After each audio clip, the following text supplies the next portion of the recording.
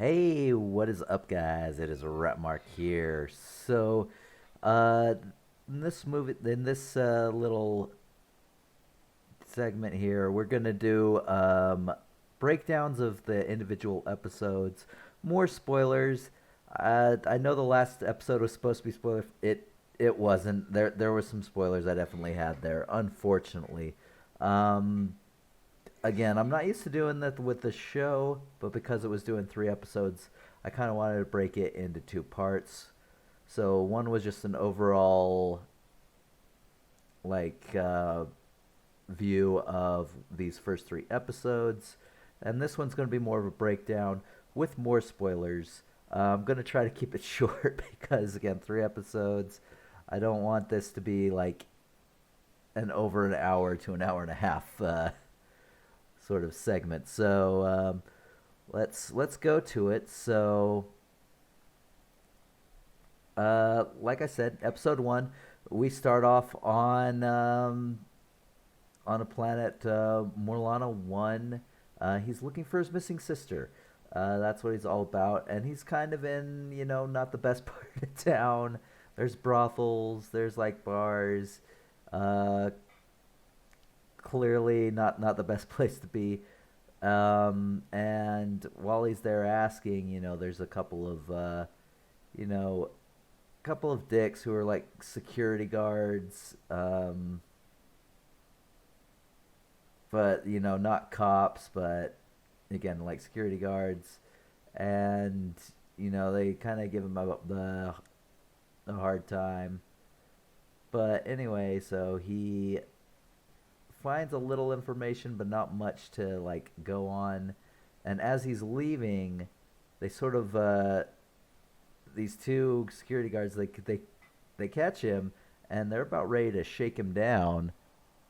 And he's just like, I can't get caught here. I can't get caught here. Uh, and he throws his elbow on one, grabs the gun, and the one falls to the ground, like again, just one of those just chance things where it just like you catch him just right, and he tries to get the guy up, and he's dead.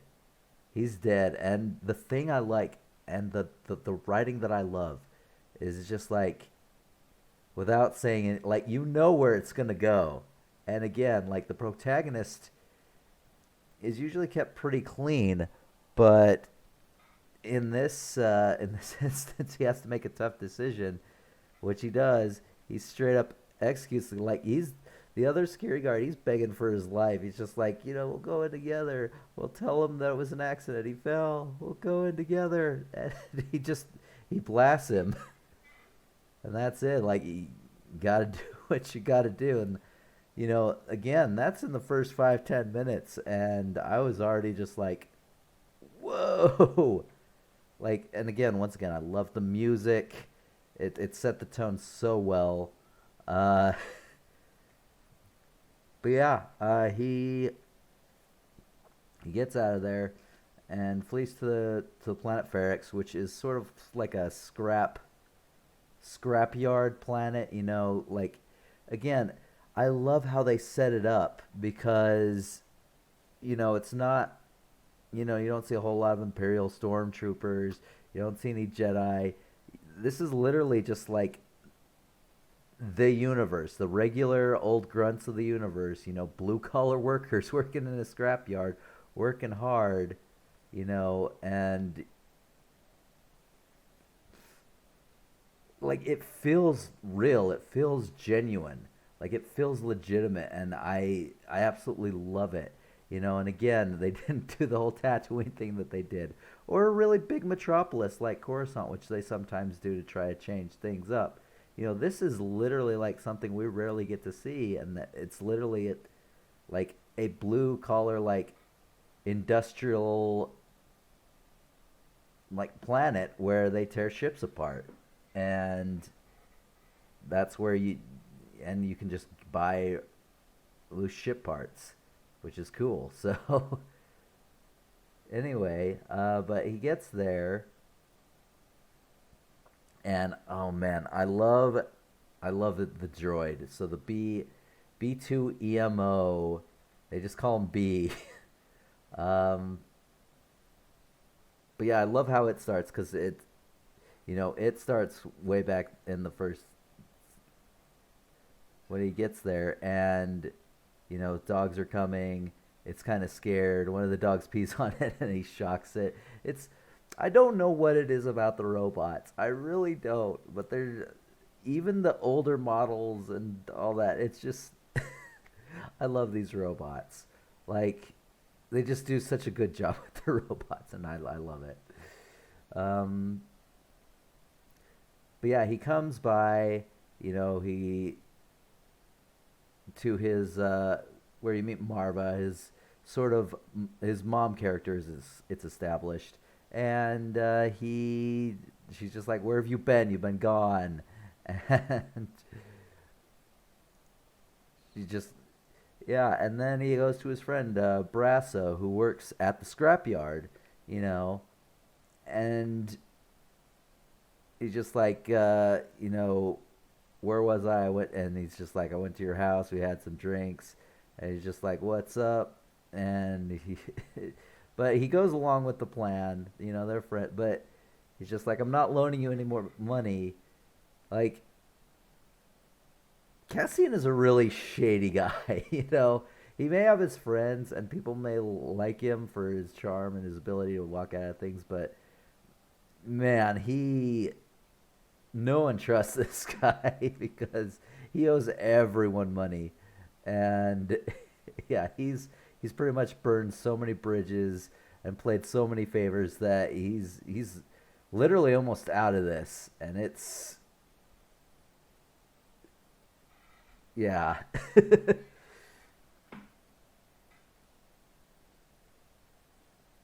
Now he has another friend, Bix, the girl I was talking about, who has a black market buyer. He has a part. It's an Imperial navigation thing. Um, so he wants to get in truck with them because he wants to get out. He needs to get out of there.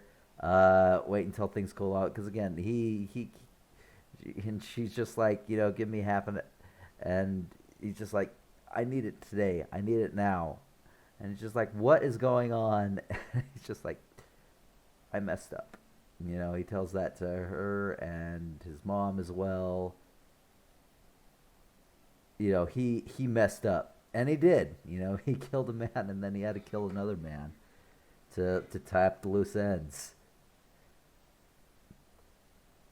So she contacts the buyer,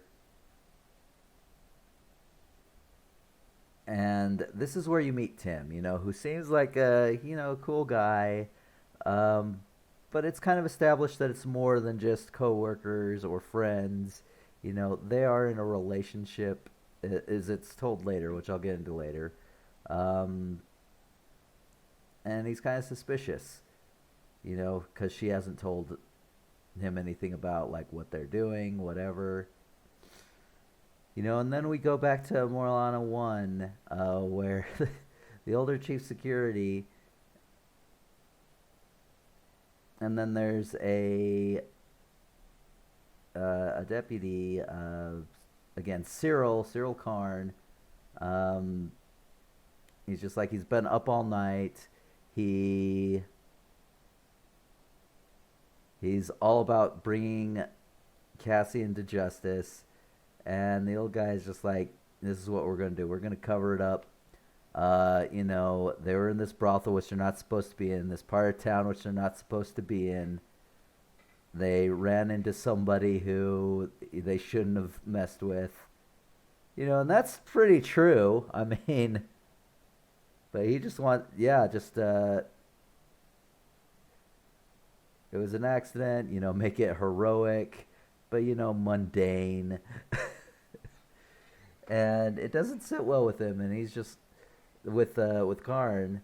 So his boss essentially tells him that it's just like, this is bad timing because I'm going to go to a meeting with the Empire, and the less that they know and the less that they have to worry about what's going on here, the more autonomous we can be. It's yeah. So yeah, he goes and but yeah, his deputy does not obey him. He goes off. He wants to go off and bring justice to the world, I guess. And man, he is all gun ho about it. So he has identifies the ship, goes to Ferrex, and then there's eyewitnesses who state that he is from the planet Canary. And then through the show, it does do some flashbacks. There's a younger Cassian. His sister calls him Casa, and that's also the episode of this episode. And they see a crash ship. And from that crash ship, they decide to investigate it.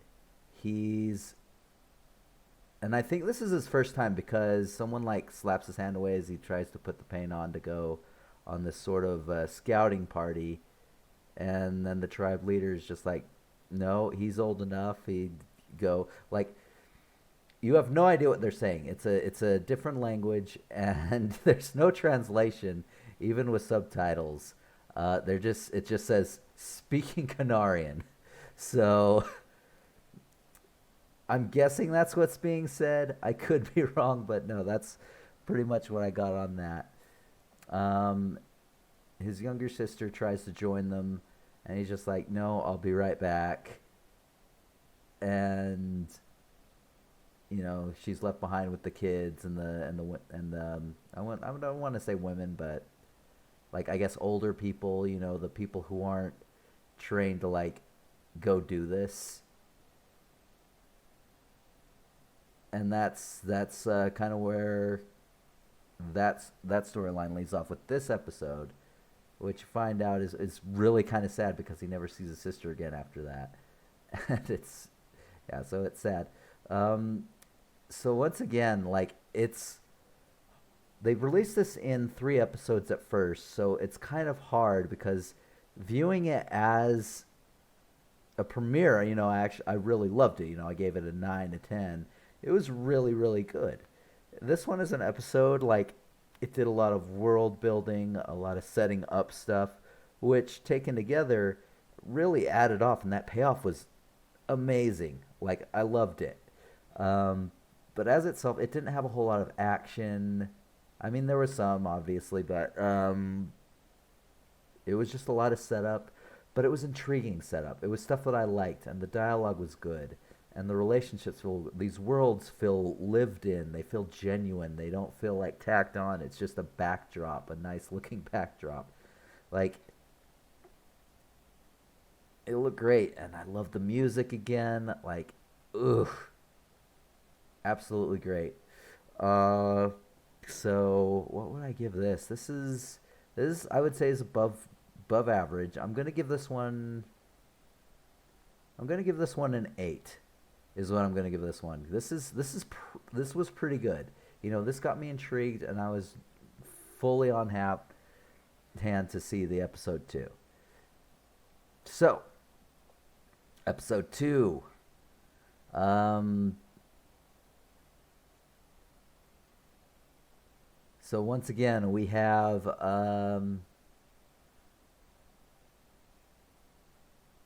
the Primor. They're looking for they're look he Karn sends out a message saying, if you know anyone who looks like this who's from the planet Canary, uh, send a message. And Tim is still suspicious about Brick's relationship with Cassian. They're talking, and he's just like the jealous boyfriend kind of thing, which is kind of cliche, but I mean it works. It's not, the writing literally lifts anything bad from stuff like that because it's good writing, it's good dialogue, it's good interactions. Anyway, so he rats Cassian out. and they issue a warrant for his arrest. And that's, yeah. So not liking Tim at this point. It's just like, come on, like, what are you doing? This is the wrong head thinking at this point, man. Anyway, um, so anyways, Cyril, he partners with what is his name? What is his name?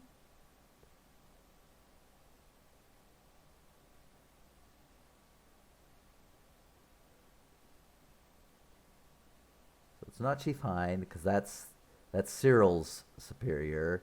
It is Sergeant Linus Mosk. So he is a Primor officer, which I guess is an officer is a sergeant in this organization. But yeah, I love like the accent. Like his accent is just so I love his it's so good. I love everyone's accents on this. I don't know what it is. Just accents do it for me. Don't judge me. Uh but yeah, he's about as gun ho as Cyril is, and they go to arrest him. So they plan it out. It's just like because the sergeant's talking to Karn like, just like, I know that people are complacent. They're not doing their jobs. The only way to keep the knife sharp is to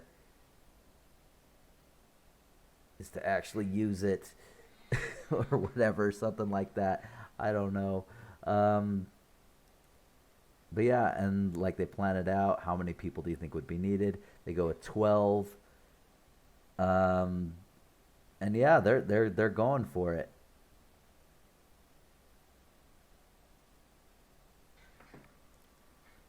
So B informs Cassian and Marva of the warrant. First Marva, because she's just like, as soon as he wakes up, she pull calls him in and is just like, "What is this? How do they know that you're from Canary? The only people who I've ever told that you were Canarian are dead." you know. And then she goes to talk like, it's just like, "I'm worried about those women of yours, or that woman." I don't know if she says women or that woman, or I'm not sure if she's talking specifically about Bix or just other women that he's probably been with, because he's kind of a piece of trash person, for reals. As a protagonist goes, he's kind of a piece of shit, for reals. Um, but yeah, as soon as that happens, he needs to prepare to flee the planet.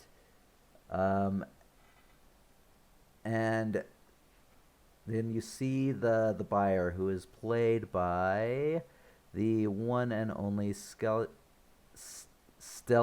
Skarsgård. Which I love him in so many things, and Disney must love him too, because he is essentially a mainstay in Marvel and a lot of other movies that I like, even before Disney. Like, I've seen him in. He's a great actor, so I'm really happy he's in this one. It's super cool. But anyway, he plays Luthen. We'll just call him Luthen from now on, because that's going to be a lot easier.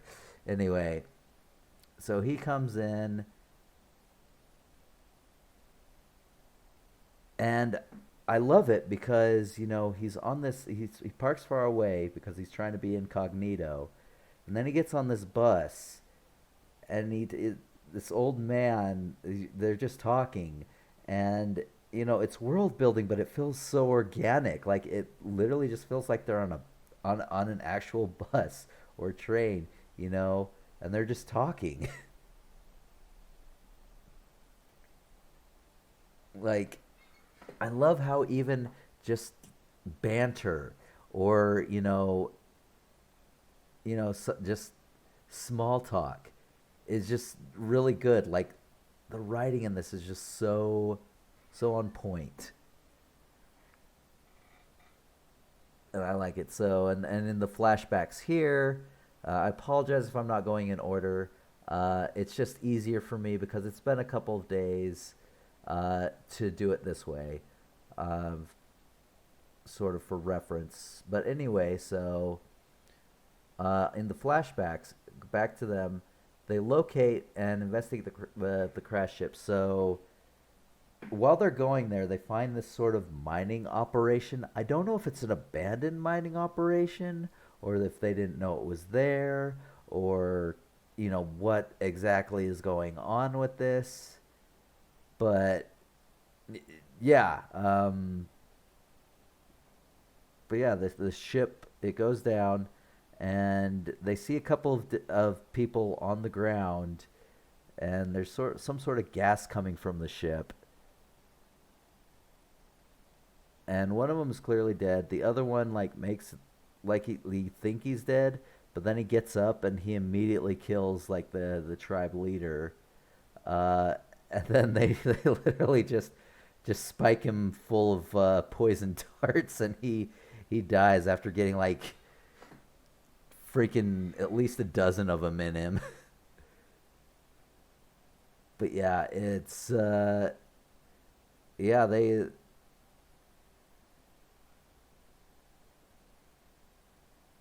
just like they take the tribal leader and they just prepare to march out, and it's very depressing. And he's just and young Cass, he's just massively upset, and he stays behind and he's going to go explore the ship. And that, so that's the end of that.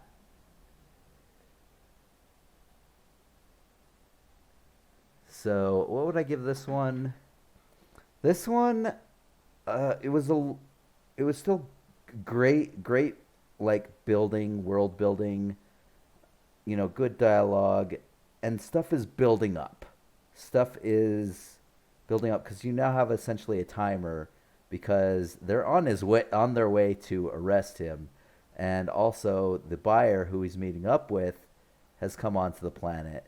So there wasn't a lot of action, not a lot of excitement in this episode, but there was a lot of tension, which I did enjoy.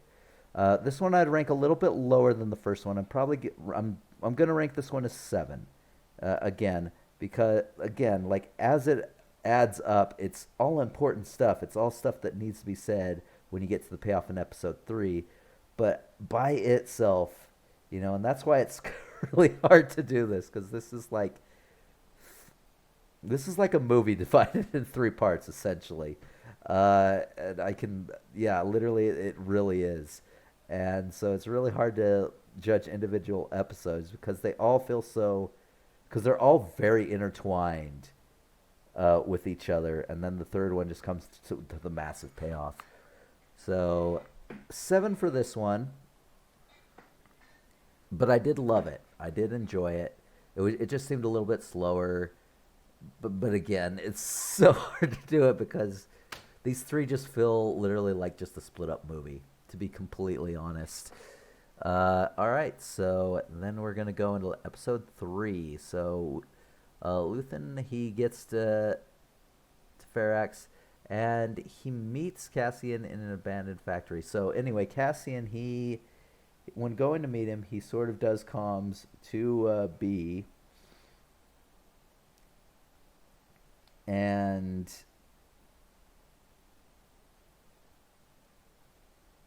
it kind of screws him over. Um, but yeah, later on. But yeah, he plans it out to meet this guy, get the money, and then get out. But beyond that, there's not much of a plan. So anyway, um, the Primor officer, like soldiers, security officers. There we go. They arrive, and I do like the way they come in. It's kind of like in drop ships. Then there's yeah, it just looks super cool. And then they go confront Marva. She does not cooperate, and they're intimidating. And everyone in the settlement on this planet is just like closing their doors and starting to rap on metal. And it's just like, what are they doing? It's like intimidation. And you get into more of that later. Um, but yeah, anyway, as this is going on, Cassian tries to talk to Minerva, saying he's leaving, he's sorry, and through that transmission, they're able to pinpoint exactly where they are. So they have one team that's ready to hold in one position, and then they're going to surround the building with the other team. Uh, but yeah, so when Cassian and oh gosh, Luthen meet up, he's trying to just sell the Starpath unit and leave Ferrix, but Luthen is really interested in just having him, recruiting him to do whatever he's all about. Uh, because he asked like, "How did you get this?" And he's just like, "This, like, just get the uniform, get the ship, and you just walk in like you own the place." They're so arrogant they don't even bother to look, and that pretty much sums up Imperial Imperial stuff, like, for sure. They are very arrogant, and if you look like you belong there, you can probably get it through anywhere. Like we've seen it so many times throughout Star Wars. So yeah, and Luthen's just like, this is the guy. This is the guy. I need this guy. This is the guy. And anyway, and also throughout their escape, they have to escape at this point because they realize that they've been surrounded. Um, he sort of gives them advice on like sticky situations. It's just like with comms, it's just like don't ever use anything that you can't fully control. Hence communications and how they got surrounded. And then as they escape, like he's set charges everywhere. It's just like lesson two: build your escape while you're going in, which is a good plan.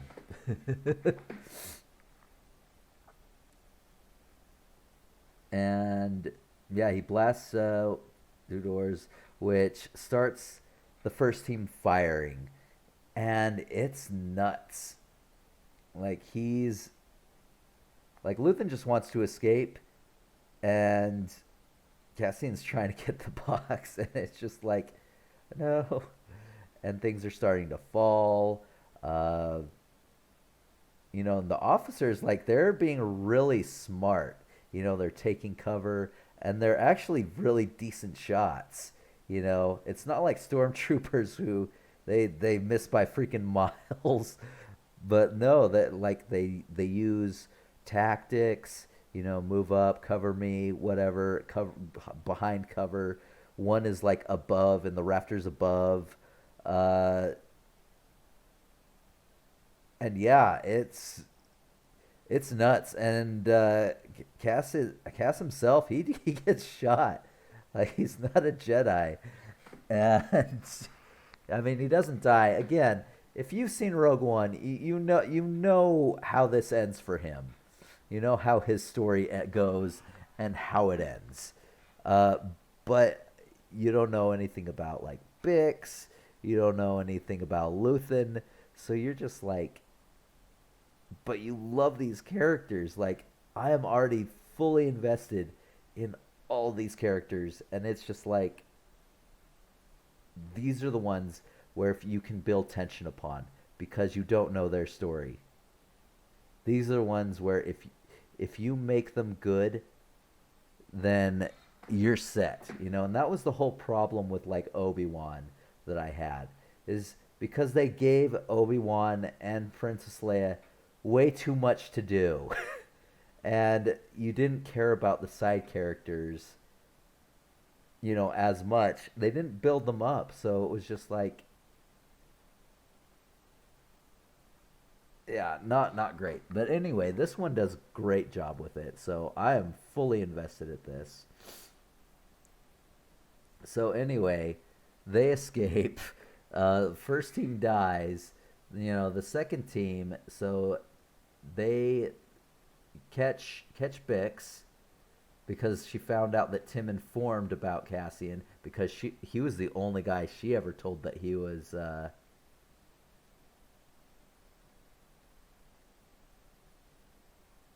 from. Oh my gosh,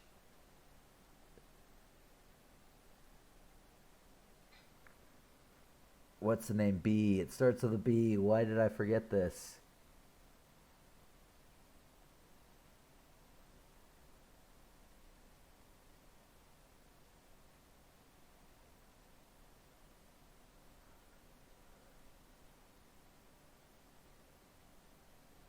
Canary.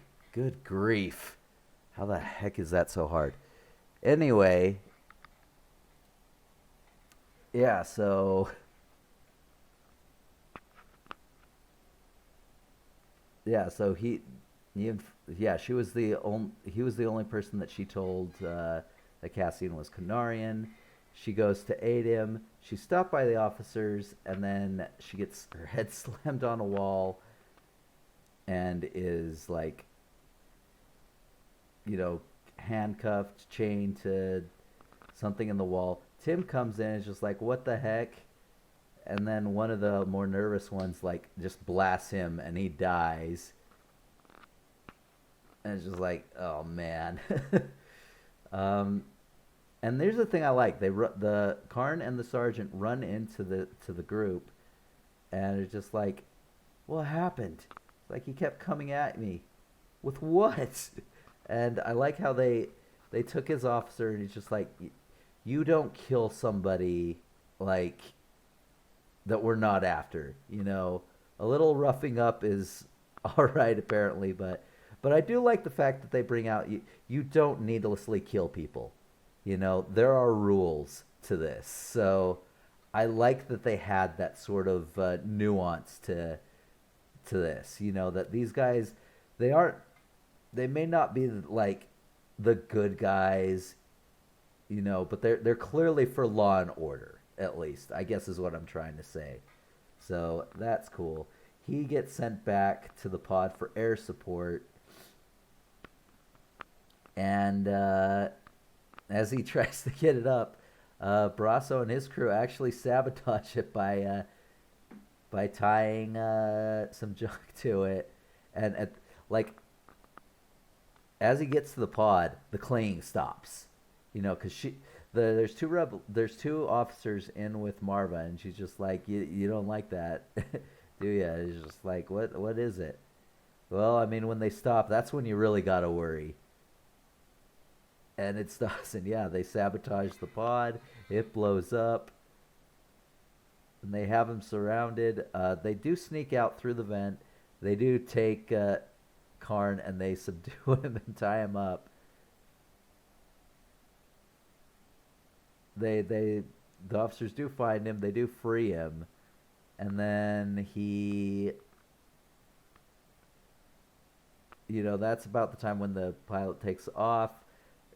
He's having trouble getting airborne, and then this piece of junk gets wrapped around something, swings the pod, and it just blows up. And everyone's just like, oh gosh, that's behind us. We're surrounded. So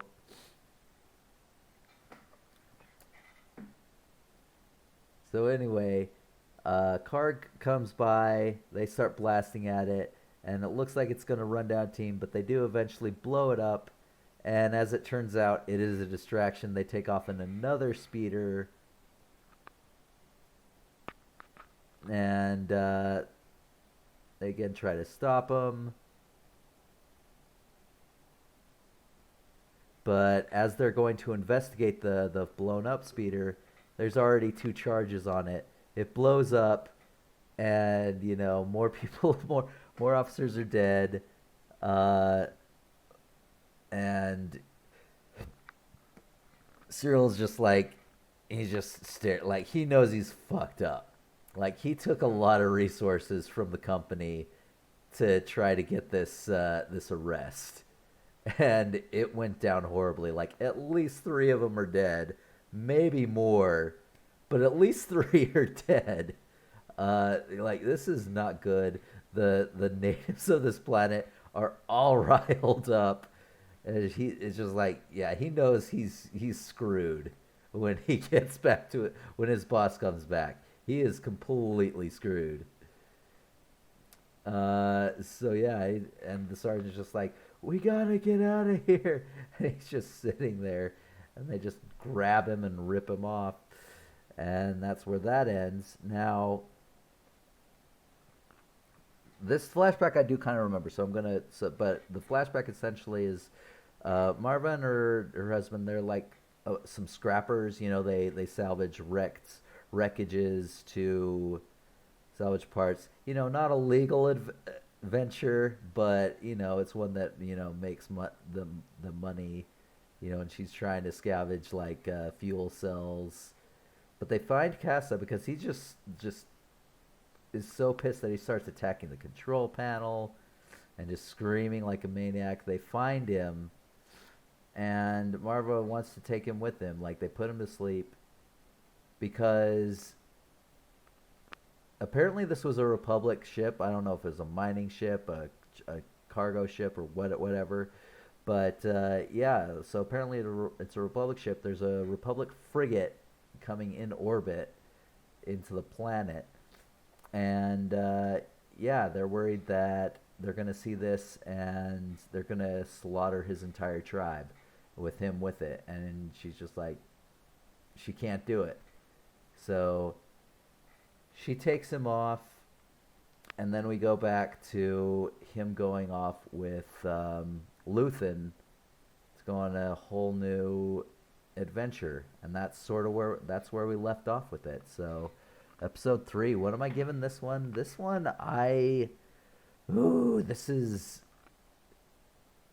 this was great. This was absolutely great. I'm giving this one a 10. Like this episode was everything that was built up in the past two episodes built up perfectly, and this was great. I loved it, and I'm looking forward to what it is. The problem is, I don't know if it, now that we're releasing one episode a week, I don't know if it's going to be able to maintain that pace. Like, releasing these three was perfect because they were so intertwined that, again, it just felt like a, cut up movie into three parts. But I am excited. I do think there are competent, writers and, competent people involved, like all the way through. So we'll see. We'll see. But yeah, I'm super excited for this. Anyway, I hope you enjoyed this breakdown. I really am enjoying this series, and you're definitely going to see more from me on this soon. Episode 4 is already out. I'll be doing it soon. But anyway, thank you for joining me on this adventure, and I hope you enjoyed, and I'll see you guys next time. See ya.